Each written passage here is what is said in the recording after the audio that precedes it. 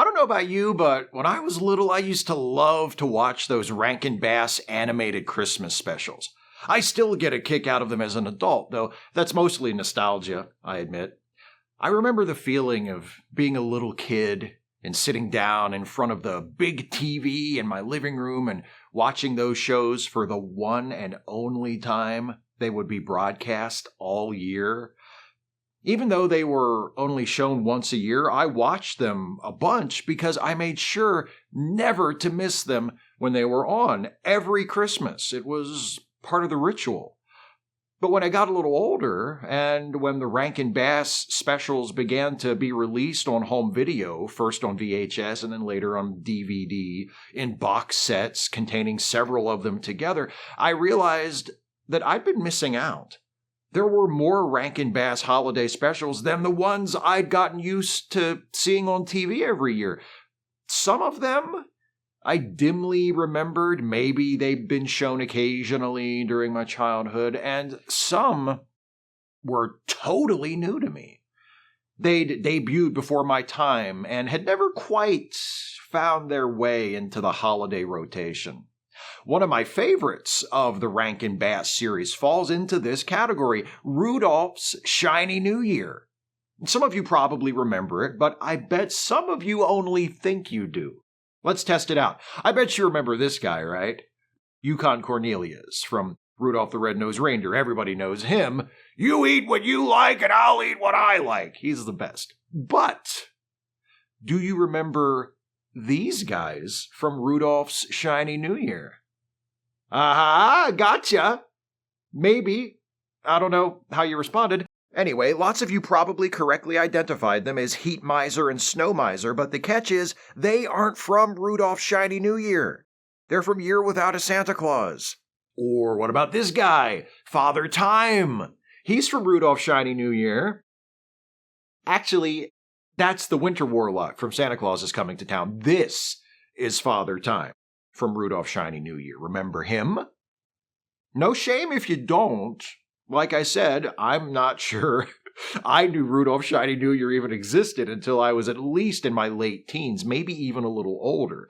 These specials are entertaining trifles, not towering works of artistic genius or indelible cultural statements likely to sear themselves permanently onto your brain. Plus, they're seasonal, and they're part of the general pop culture holiday observance rather than being singular events unto themselves. They're the ornaments, not the tree. And Rankin Bass produced so damn many of these things that I couldn't blame anyone for not remembering them all, especially the ones that haven't come to be perceived as top tier. Look back through the Rankin Bass catalog, and you'll see that for every Rudolph the Red-Nosed Reindeer, or Frosty the Snowman, or Santa Claus is Coming to Town, there are 2 or 3 others the caliber of, say, The Little Drummer Boy, or Jack Frost, or King Kong Escapes. Not a holiday special, not a TV special at all, a feature film, but check the credits. It's a Toho Rankin Bass co-production, and Arthur Rankin gets a story credit. Is it not a world of wonders in which we live? Of course, part of the blame also has to fall on Rudolph's Shiny New Year itself. Sure, there were a ton of Rankin Bass animated holiday specials, but as we've seen, a few did rise to the top to become widely known classics. Why not Rudolph's Shiny New Year? Let's give it a look and see if we can figure that out. The show opens on the very same Christmas we saw depicted in Rudolph the Red-Nosed Reindeer, the foggy Christmas Eve, where Rudolph with his nose so bright guided Santa's sleigh and saved Christmas. Or maybe it's technically Christmas morning by this point, because they've already been out to deliver the presents and come back, and now Santa is relaxing by the fire like, there's that done for another year. Can I get some hot chocolate? And don't spare the Baileys, know what I'm saying? But instead of a nice boozy mug of hot chocolate, Santa's house elf brings him a letter from his old friend Father Time, who needs help right away. Happy, the next baby New Year has run away. And if he can't be found by midnight January 1st, the new year will never come, and it will be December 31st forever. Seems like that would be a pretty good deal for Santa. No more delivering presents, because it would always be the week after Christmas. He'd be on permanent vacation, drinking all the spiked hot cocoa he wants. But that ain't how Santa rolls. He wants to help, just not personally. He's Santa, he's the boss. He's got people to do this kind of thing. People like reindeer. He sends for Rudolph and says, okay, here's the situation. I know you just got back from your first trip around the world delivering presents like 5 minutes ago, but the baby New Year is missing, and Father Time needs your help to find him. So, that's it. Go. And Rudolph sets out into the wilderness, alone on his impromptu and poorly defined mission. He figures the place to start is Father Time's house, so he walks to the end of Santa's snowy realm and crosses the sands of time, because where else is Father Time gonna live, right? Rudolph is accompanied by General Ticker, an officer Father Time sent to join Rudolph because, unlike Santa, Father Time figured Rudolph might need some help. The Rudolph the Red-Nosed Reindeer incarnation of Santa continues to be the absolute worst, by the way. So Rudolph, General Ticker, who speaks only in rhyme and is therefore a constant annoyance, to me anyway, Rudolph doesn't seem to mind, and a camel named Quarter Past 5 hike through the sands of time. On their way, they're menaced by Eon, a vulture who they assume is also searching for the missing baby New Year, because at the end of the year, he's due to turn to ice and snow, which is the children's holiday special equivalent of dying. Can't say I'm blaming Eon here. In fact, I sympathize. If I knew I could indefinitely delay my own death, I'd probably kidnap a baby. Oh, like you wouldn't.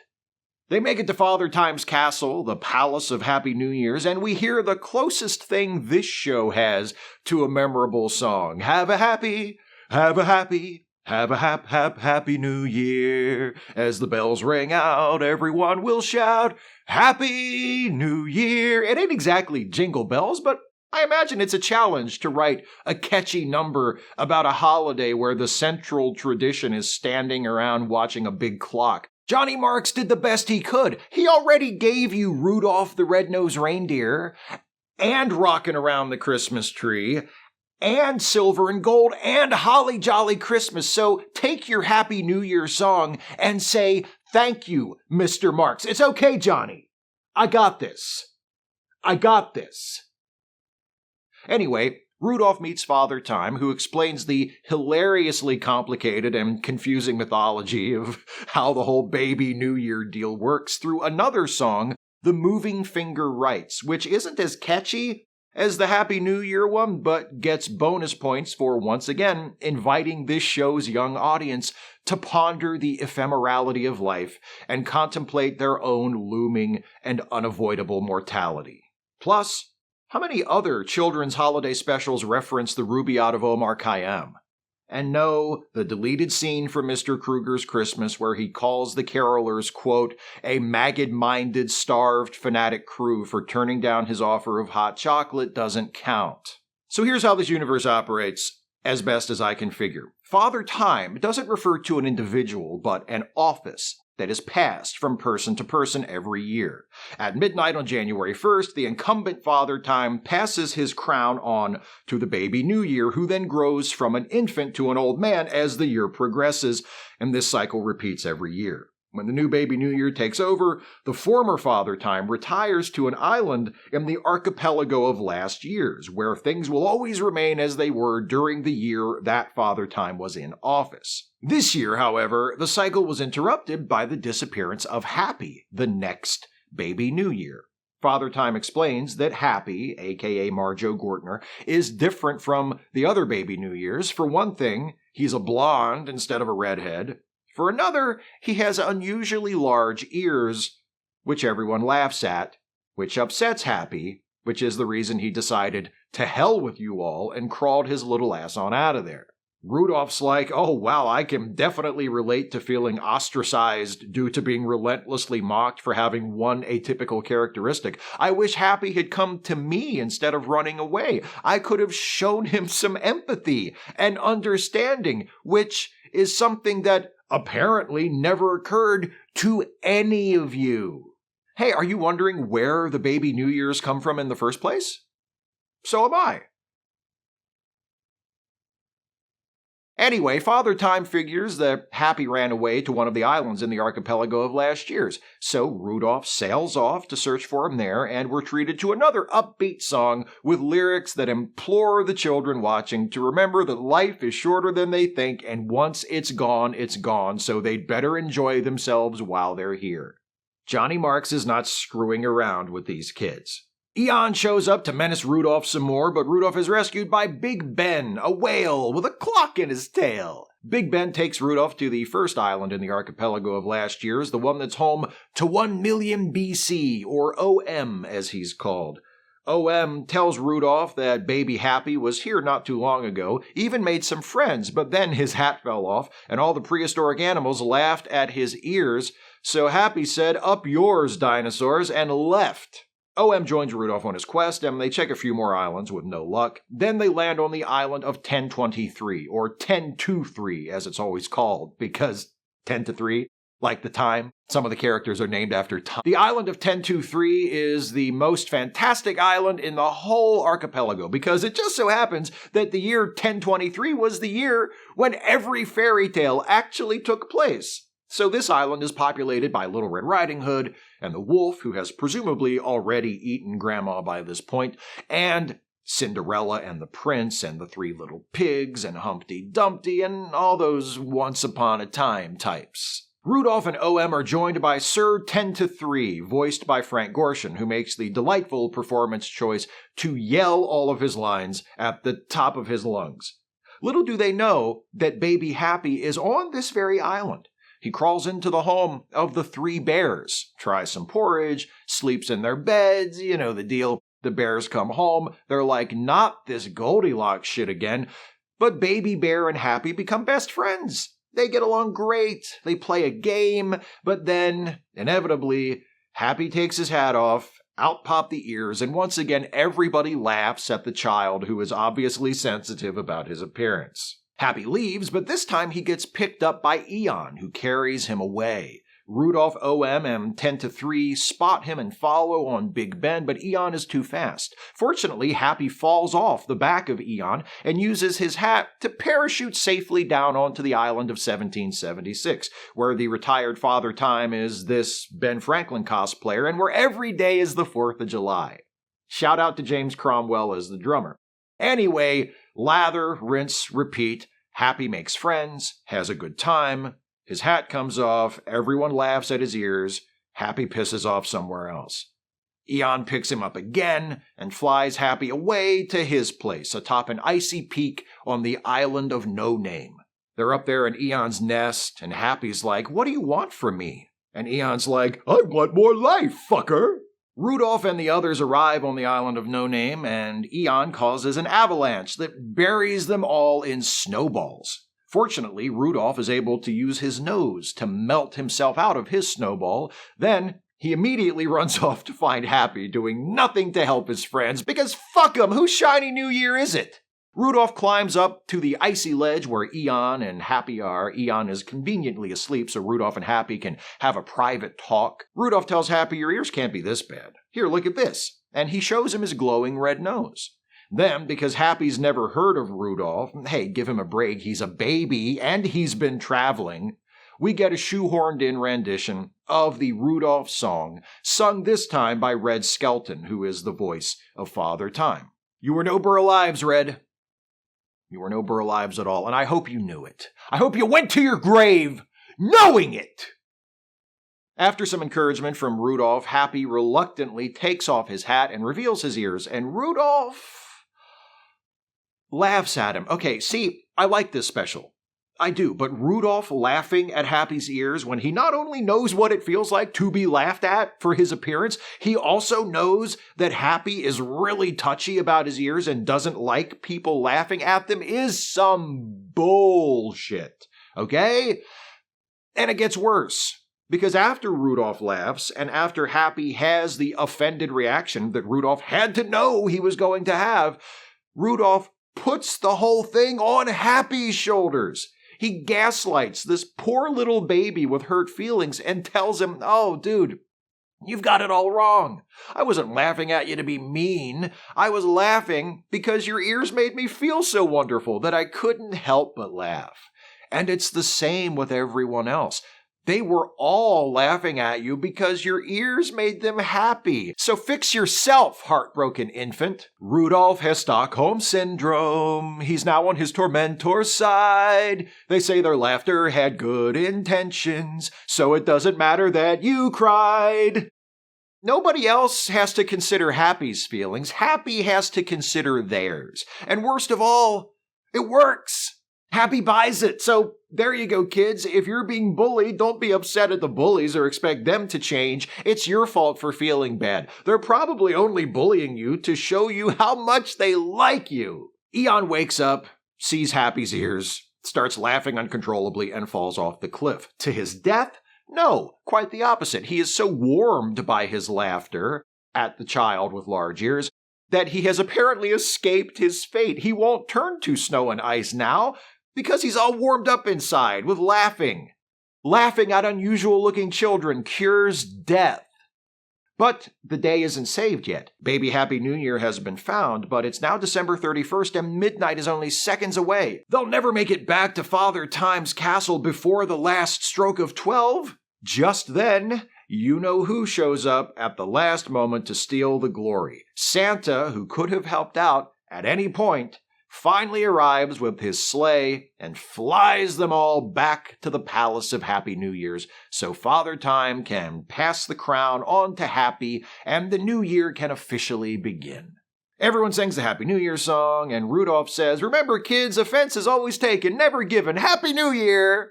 And then, presumably, the now retired Father Time moves to an island in the archipelago of last year's where it's always 1976, and during the course of the following year, Happy grows up and stars in Sidewinder 1. There are a few reasons rooted in the show itself that I think help to explain why Rudolph's Shiny New Year has never caught on as much as other Rankin Bass specials like Santa Claus is Coming to Town or Frosty the Snowman or the original Rudolph the Red-Nosed Reindeer. One reason is its plot is in many ways a retread of the original Rudolph special.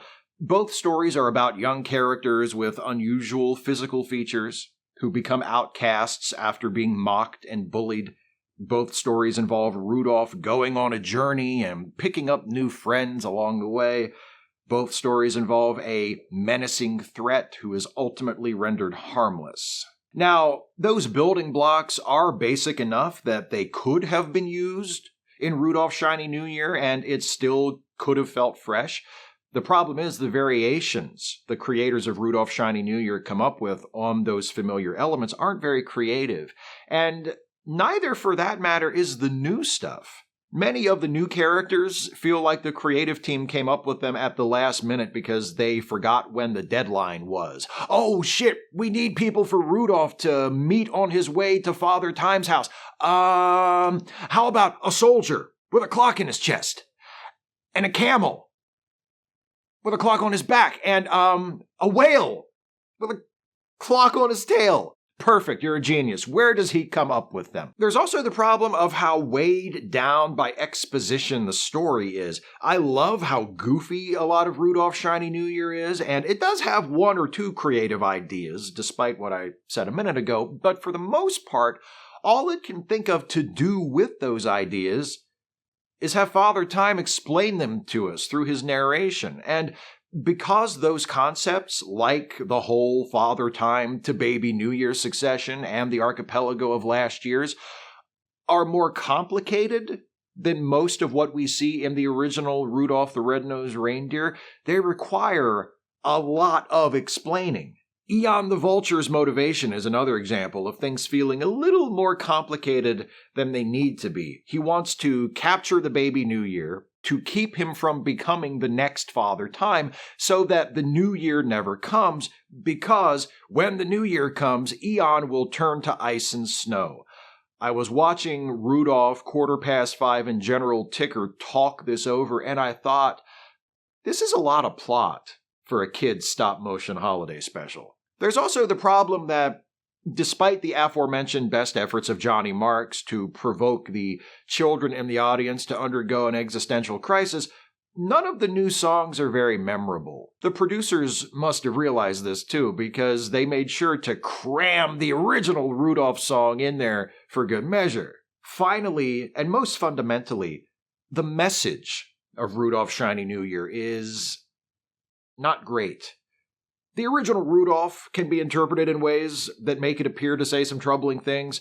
People who are different will only be accepted by the in-group if they prove useful is a popular one. And while I do think you can read Rudolph the Red-Nosed Reindeer that way, I don't think that's the intended message. It's clearly trying to get us to empathize with Rudolph and to see him being embraced by Santa and the other reindeer as a happy ending, because they've realized the way they treated Rudolph before was wrong.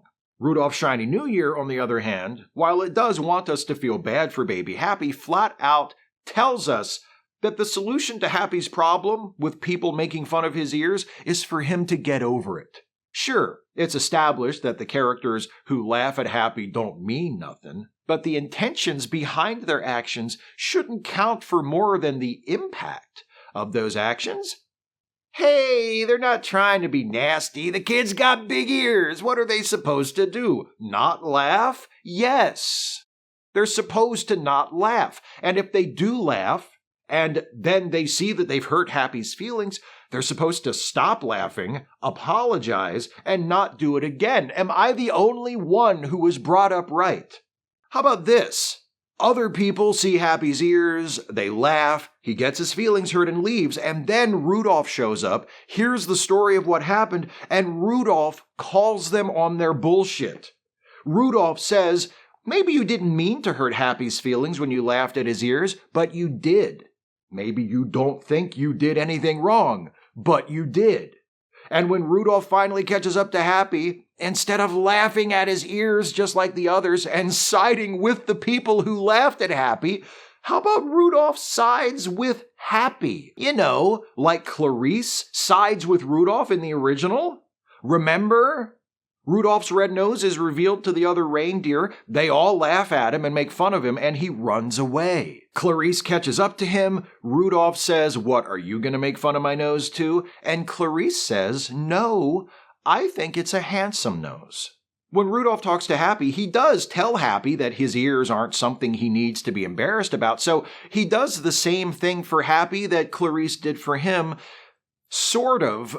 But you know what Clarice didn't do? She didn't make excuses for those who mocked and laughed at Rudolph. And she didn't tell Rudolph that the problem was he was just taking it the wrong way. She saw that he was upset by how other people made fun of his nose, and she said, "You know what? I like your nose." Happy doesn't get that sort of unconditional acceptance. What's more, he's told he has no right to expect it. People laugh at his ears because they want to, and the only reasonable response he can have is to accept it. How he feels about their laughter is irrelevant. If you get your feelings hurt, it's always your own fault. And if you hurt someone else's feelings, it's always their fault. Not a great lesson for the youngsters, if you ask me. So yeah, considering all of that, plus the fact that as a holiday, New Year's doesn't really provide a whole lot to start with, I understand why Rudolph's Shiny New Year has never attained the classic status of some of its fellow entries in the Rankin Bass canon. And yet, despite its shortcomings, I like Rudolph's Shiny New Year. I like how enthusiastically it embraces wonderfully nonsensical concepts like the archipelago of last year's. I like how the villain is a giant vulture with almost the exact same character arc as Roy Batty, and I like how the songs are constantly encouraging the target audience of impressionable elementary schoolers to confront the brief and transitory nature of life and the inescapable permanence of death. Have a happy New Year.